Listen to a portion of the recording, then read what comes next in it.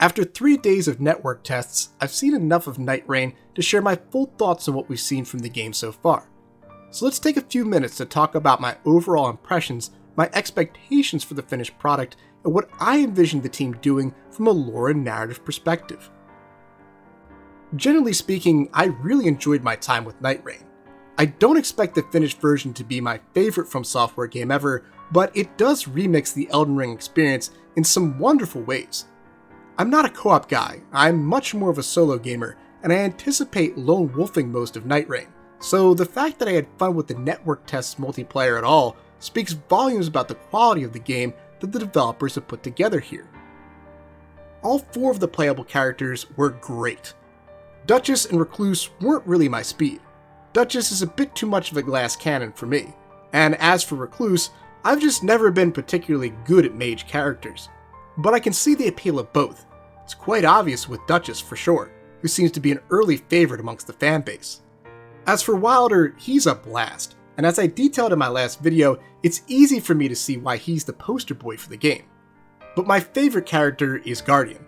I love this badass birdman, and I can't wait to tank more bosses with him when Nightreign drops in May. When I heard that Nightreign was going to have preset characters, I was concerned that there might not be one that neatly aligns with the way I play these games, but Guardian really does check all the boxes. I'm interested to see what other characters the developers will add to the game. We've seen some hints at a few others in the first trailer, and I'm excited to see what they bring to the round table. We only saw one Dark Souls character in Nightreign, which was the Centipede Demon, which was a bit of a disappointment. Don't get me wrong, it was cool to see him, but I was hoping for a bit more, like a major name to really get fans buzzing. Hopefully this means From Software is saving some serious rounds in the chamber for the full release. Centipede didn't have any new moves, at least not that I noticed, but he looks great with the modernized graphics, and I'd love to see how characters like Artorias or Ornstein and Smo and others will look once they're updated for 2025 and brought into the lands between. Now let's move on to the Night Lords. According to reports, there will be 7 other Night Lords in addition to Gladius, the one we fought in the network test. I'm excited to see who these other Night Lords are. Boss fights are where Nightreign really shines, and I expect each Night Lord to be a top-notch, high-quality encounter. Given that they're likely the only true unique enemies in the game, I also expect them to be our best source of lore. Hopefully there will be some quick cutscenes or item descriptions paired with each one that will help us understand who they are and why they're here. Speaking of lore and narrative, we really didn't get much of anything from the network test. Not even an appearance from the Firekeeper character, who seems to know quite a bit about what's going on here.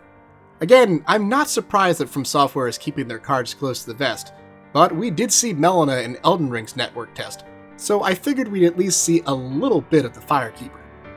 Now, let's talk about some concerns I do have for the game. We're all expecting Nightreign to be light on lore and narrative, but I hope there's still enough to snack on and tie things together. Obviously, the Firekeeper and the Night Lords will need to do the heavy lifting there, but as mentioned, we didn't get much from them in the network test. As dedicated an audience as From Software has, many of us are lore-first players, so although those elements are not the focus of Nightreign, I hope there's enough to keep those of us who are drawn to Soulsborne games due to the incredible world building and characters satisfied. In terms of gameplay, after I defeated Gladius, I kept playing the network test, but I have to admit that at that point, my interest in Nightreign declined significantly. I'm sure this is true of most players, so making all 8 Night Lords difficult adversaries that keep players focused on the end goal will be critical to the game's success. Other than that, the only other big concern I have is that Nightreign, despite bearing Elden Ring's name, has a distinctly different target audience than those who fell in love with the lands between. Elden Ring was all about exploration and discovery. Nightreign is about repetition and reapplying a series of strategies until you reach the Night Lord. So I could see it being a game that some parts of the fanbase ends up shying away from. But personally, I enjoyed Nightreign and will be placing my pre-order later this week. Thanks so much for following along with my Nightreign coverage the last 3 days. It was really fun to do. You can expect more videos about the game from me as we get closer to the full release on May 30th. Thanks for watching. Huge thanks to Moonlapse Piano, who allowed me to use their covers from the Elden Ring soundtrack for this video.